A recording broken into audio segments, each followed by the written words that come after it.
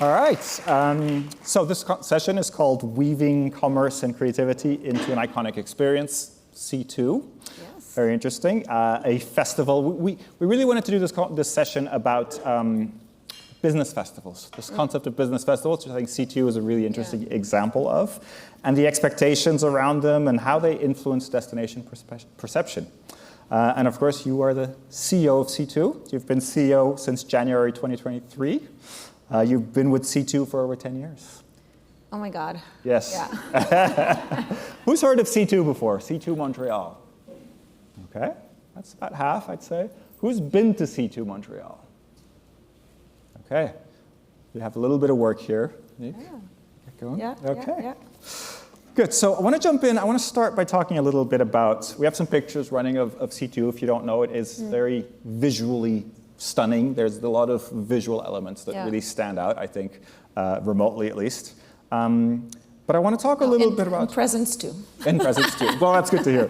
I want to start by talking a little bit about how you make this work, right? Because you do these spectacular stages, you have these labs that are really interesting experience, you put CEOs in ball pits and you hang them up from the air, you do all these crazy things, but ultimately that has to make sense for the people paying tickets, for the people sponsoring, for the brands. How do you make sure that they actually get what they want out of the event? There's so many layers to answer this question. I think there's different motivations for different people. But the premise that we have is that we're all human, and business, for now anyways, is still done between humans. And by designing all of these experiences, we're actually breaking down the barrier for connection between people. We're not all power extroverts. We don't have all the same facility to connect, but by providing this context to facilitate conversation and connection, there's actually more meaningful connections that happen. And for us, our premise is if you approach business from a very transactional lens, the best thing you will get is a transaction selling something. If you approach it from a relationship building lens, then you might discover a business partner, a new idea, partnership, an investor, a new employee.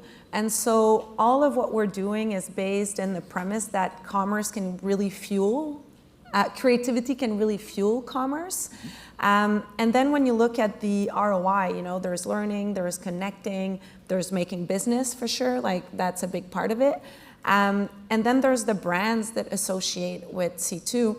And we spend a really long amount of time finding really meaningful, authentic ways to embed our partners in the programming, in the experience itself.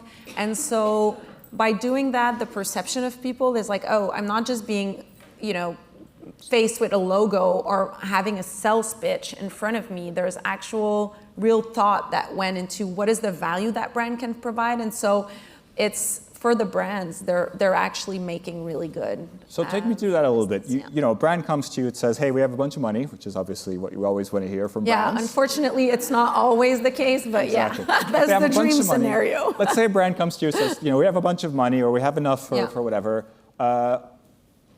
Can we just do a lanyard? Can we put a logo somewhere? Can we do this stuff? Do you say, no, I don't want your money? How do you kind of have that conversation about making it work with them? No, I think we'll try to say, okay, what do you want? What are you interested in with C2? What are your business objectives? What are you trying to reach? A lot of our partners love hosting. And so they want, we're kind of lucky in a way. The average time spent on TikTok, I think, is 3 seconds. On YouTube is 10. We get people's attention for full days, or even 2 or 3 days sometimes. This is crazy. So it's what are you going to do with that time? And how are you going to get your message across? And so a lot of time is okay, what is the thought leadership that you want to put forward? What are the innovations that you're working on? What are some topics that you're interested in positioning your company in, or that you'd love to have a bit more of collective intelligence? And so by really asking, what are you trying to do? We can look at how can we leverage the assets that we have, the space that we have, the participants that we have to better serve your objectives. knowing that we keep a very tight hand on the design of the experience itself. Yeah. We were talking, I mean, I would say C2 is a great example of a business festival, but you call it a conference, right, in your marketing. I think that's also for Google, for SEO to make sure. But you also ring-fence C2, right? It's not like other festivals where you go to Cannes or you go to South by and it's sort of like the whole city. You're in a space, right? Yeah, if you want to be part of C2, you have to pay a ticket, you have to go in, you scan, and you kind of control that space. So in many ways, you're controlling how you help the brands, at least more, right? We're a bit control freak. I think the planners will identify with that, right? I'm just kidding, but like I think for us, it's like we want people after 2 or 3 days to feel like it's a village. That you've started, you know, let's say you see some of those images. It's like when you've been suspended with, you know, people in the air like that, or you went through the mirror room, or, you know, you've seen some amazing experiences. You actually connected with 12, 20 people at the time, which means that, you know, the next time you're going to be at cocktail hour, you're going to have more friends, and that's kind of multiplying the effect of like serendipity and connection. So, I mean, and we were discussing that. I think it's good, and then there's also opportunity of having the brand expand beyond the event wall. So, you know, sometimes we'll do excursions and we'll bring a smaller group. We have a community we call EXO, and we love to bring them to discover like some of the cool experiential studios that we have in the city. And so we'll do little pop-ups here and there, but we like people to stay on site. And a lot of these are the labs, right? So we see these photos and they're really cool, but they're not necessarily thousands of people participating. No. It's small groups at a time, right? We love to look at an audience and be like, okay, there's the big moments, which is like mostly the stage moments. Then there's smaller groups, like workshops or masterclasses, more around the hundreds or 200s. And then there's a round table for 10 to 15. There's lab between 10 to 25. And so by kind of breaking this up, you're also playing with the level of energy that you need to put into, you know, like if you're gonna have to collaborate, it's gonna be a lot more intensive of what we ask from you. Same thing with networking, where this is a bit more chilling. So we kind of play with the up and downs in terms of energy of the participants. And we love to create FOMO within one event. You definitely create FOMO with all these images, right? It's like... If you have questions for Anick, please do put them in the app. We will love to take a couple of questions if we have time. I want to talk about taking C2. So C2 stands for Commerce and Creativity, right? Yep. It was created with the city of Montreal, with Cirque du Soleil, Sidley, et cetera, the original partners. You have connections with the province, with the country of Canada, very focused. But, you know, there's a lot of business festivals that are expanding around the world. Yep. South by is now in London and Sydney, right? You have Web Summits just announced today. They're going to go to China in 2027. So they're kind of going everywhere. But it feels to me that C2 is very Montreal focused, right? And you use so much of the city. I know you tried something in Melbourne, didn't quite work in the end, but how do you think that, can it go to other locations? And how can you work with other destinations that say, hey, C2, we want you to do a conference here? I think there's a couple of things there. Like for us, it worked in Montreal, and it was designed in a way it was twofold, right? It was like, how do we create something that's going to help us like bring our creativity to the world? But then how do we also reinvent the conference format, which, you know, when you look at like 14 years ago, was a big opportunity. And we've weaved in a lot of Montreal into the experience itself. Like Montreal's a hotbed for creative companies, for AI, for technology, for sustainability. And so we've really kind of built the value proposition of C2 around some of the economic strengths of the city. And I think from a business perspective, we chose to grow developing the studio business, which is focused on bringing our expertise to brands in white label. Because there's specific, I think it can work in another city, but it would need a strong buy-in from the local community. It would need strategy to figure out, you know, if we were to talk about fashion in Montreal, a track on fashion, like no one would think that's credible. It's like, why would I go to Montreal to hear about fashion? I'll go to Paris, I'll go to Milan. New York. So you're building around the strengths of the city. Yeah, kind of. And so I think that would need to be true. And then I think from a business perspective, like commercializing and all of that is also something that takes a lot of capital and stuff. And so for us, we've just chosen to focus on C2 for the Montreal market, to build our brand there, and then to expand from a business perspective, delivering services for other brands. Okay, so just to put this in clear terms, hopefully. Yeah. You have C2 Montreal, the event, Yeah. right? Flagship, started in 2012, I think, partnership with the city, et cetera. And then you have C2 Studio. You're the CEO of both, but C2 Studio is the for-profit agency, for the lack of a better word, so your white label agency. Talk to me about the connection between these two. Is it only clients that are at C2 Montreal that then come to you and say, hey, we want to do something else, or is it completely separate? It's never completely separate because of the brand, but I think we have, the fact that we have C2 Montreal, it's a great advantage in a way because we have a public-facing product. Mm-hmm. People know the brand, they see it. It also allows us to test stuff, like we don't, you know, a client never wants to, we're all risk averse when it comes to doing our events, right? Yeah. But C2 has been synonymous with innovation and kind of pushing boundaries. And so people come and expect something new to happen. And they're, I think, a bit more,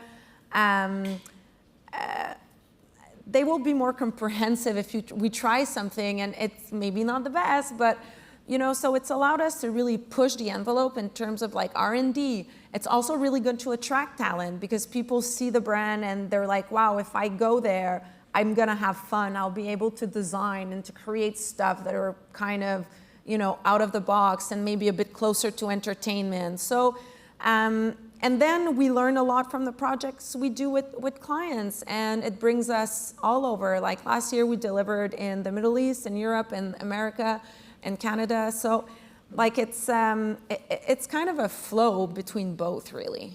Does it ever limit you in the sense of you're sort of pigeonholed into this thing and you can't do other things? Well, it is very energy consuming. Mm-hmm. Because like it's our thing, right? And we get, I think, really attached to it. And you know, there's constraints and there's, you know, budgets, and everyone here, I mean, I think we've had really hard years at some point, like coming out of the pandemic, and then, you know, talent price going up, production price going up, corporate budgets going down. So like it's a big casse-tête, like it's a puzzle in many ways, but then you do it and you're like, oh my God, I was crazy to do it, but we did it and it's amazing and let's do it again, you know? So it's like, I think we're all a bit, you know, people recognize that. We all have this thing in the event industry. So I wanted to talk a little bit about your hotel years. Yeah. Right, you had COVID, like many, you went virtual 2020, 21 was kind of a hybrid, and then 22 and 23, you did 2 years in a hotel. You had a partnership with the Fairmont Queen Elizabeth, which financially just made sense, right? There were tough years to make the numbers work. But you had to bring this crazy creativity into a hotel space. Yes. What did you learn from that? Look, first, I think if it wasn't for the Evanway Cambridge deal and the Fairmont deal, I don't even know if, you know, we would still be here. The context was very different because for us in Canada, we had a lot of restrictions, like a lot. And there were editions where people wouldn't even go into the office. So part of the reason why Evanway Cambridge, the real estate company, told us, can you do something downtown? It was because they had just built amazing office space, like amazing restaurants, and there we were all working from home. So you were the ultimate return to office event. Yeah, for Montreal. kind of to put some dynamism back, but our DNA was also always to be about bringing the international best of the best in the creative and business sphere to our local community. So without that, that was a challenge in itself. Then the venue, I think, was both a big, big challenge because hotel carpet, you know. I think there's a few people in the audience that know what you're talking about. Sometimes I'm like, oh my God. And it's heavily decored already, you know. So from an environment design perspective, it was quite the puzzle. Then there were some really good stuff, like, you know, hosting the partners, and, you know, the rooms are there, the facilities are there, the F&B is really good, it's easy, you don't have to build walls, and then there's bleeding of sound between walls. Like, there's a bunch of problems we didn't have. Then from a creative perspective, it was a really good challenge to say, okay, how do we take this Canva and bring it to the next level? How do we still surprise people into something that's highly expected? How do we bring a stage experience with very low ceilings? And I'm talking about stuff that's kind of like, tactical, but it was really challenging, like to create this level of immersion. So we did some of the labs in rooms. The stage design was like, not high, but very elongated. Sure, people can relate to that as we well. played with hotel codes. So we had like actors that would do as if a wedding was going really bad when people were checking in, So it was like, there was a bunch of stuff that we played around with. And from a business perspective, from the studio side, I think it was really interesting because planners came and they were like, oh, wow, this is close to what we do. Because when we take like an abandoned shipyard or an art gallery, or is it me?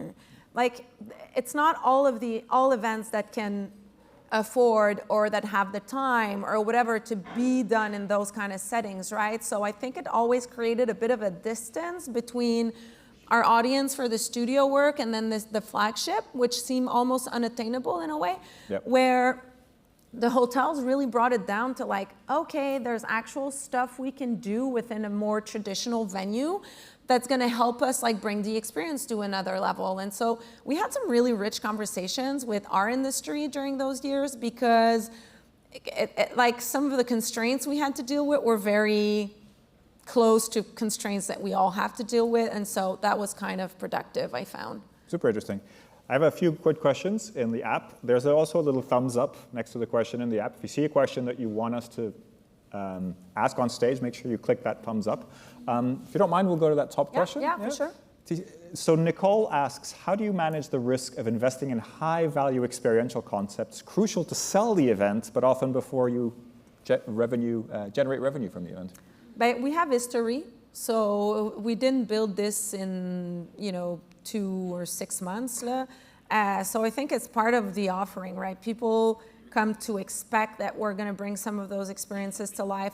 They're not all expensive. I think sometimes we think everything that it's experiential needs to be more expensive. Sometimes it's just about thinking of the concept and spending time like having an attention that is clear. So it's not always more expensive. I think it's also about, what you're trying to actually achieve. So I think it's the same, right? You're going to have to do a stage here before selling the tickets, but it's a little different to building, a massive stage and people hanging from the ceiling and all that. But we have to build a few things. Look, it's we manage it. And having Cirque involved and Sidley, et cetera, that kind of helps as well. You have the network, and you have props and you have things and you can build things. Well, yes and no. Or do you build everything from scratch? A lot from scratch. Some stages we might reuse, but yeah. Okay.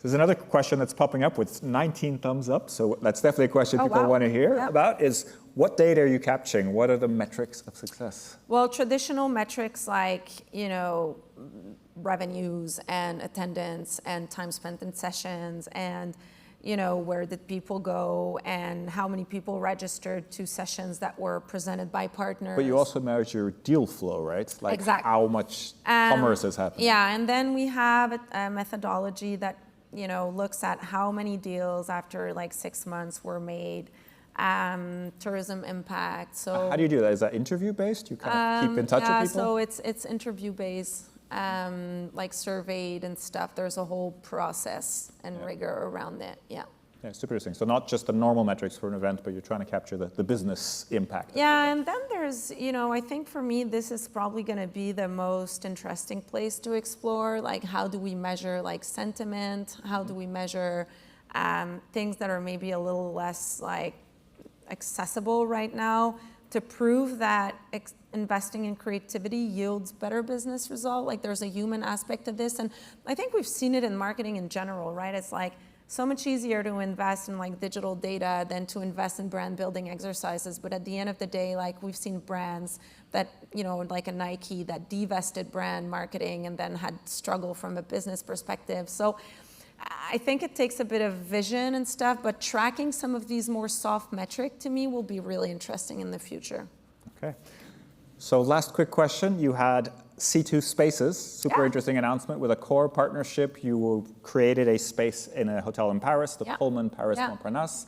We haven't heard anything for a while. What's next for C2 Spaces? Are you going to design more rooms and spaces? Yeah, I wish we will. I mean, this was a bit of an answer to the fact that, you know, as planners in our industry is like, we want to go to places that are meant to host good groups and people, but we thought there's a huge opportunity to develop a brand that stands for a certain level of experiential delivery when we're in hotels or convention centers.